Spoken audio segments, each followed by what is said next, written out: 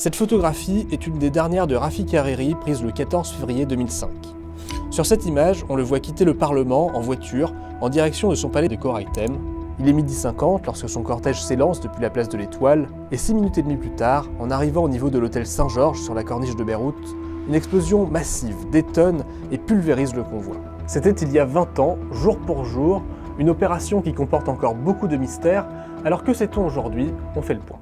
Il s'agit d'un attentat suicide. Plus de 1800 kg d'explosifs ont été utilisés et l'explosion laisse un cratère de 9 mètres de diamètre et tue 22 personnes, dont Rafik Hariri, plusieurs de ses gardes du corps et son ami, l'ancien ministre de l'économie Bassel Fleihan.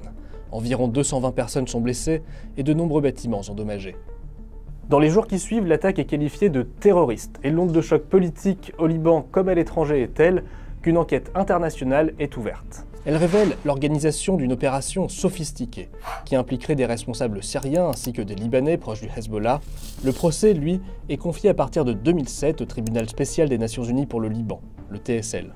5 ans d'instruction, 303 témoins, 3000 pièces examinées, elle prouve notamment que Rafik Hariri était espionné depuis 4 mois, une surveillance qui a permis aux commandos de connaître tous ses déplacements. Mais dans les années qui suivent, l'enquête patine, des accusés sont tués ou disparaissent et des enquêteurs sont assassinés.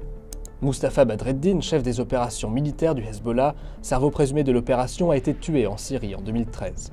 Quant aux 4 autres membres du commando encore vivants, qui ont pu être identifiés, ils n'ont jamais été livrés à la justice.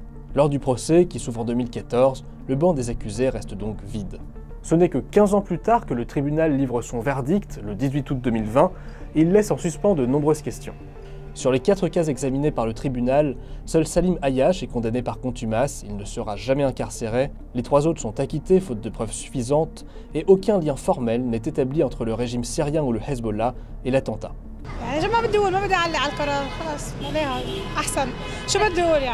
بعد 15 سنة اجى اختاروا شخص واحد هو المسؤول عن كل هالقضية بس هيك مسخرة بدون انه القرار مسخرة.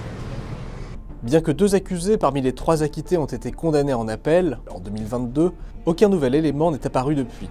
Mais la chute de Bachar el-Assad ravive aujourd'hui l'espoir de trouver des réponses.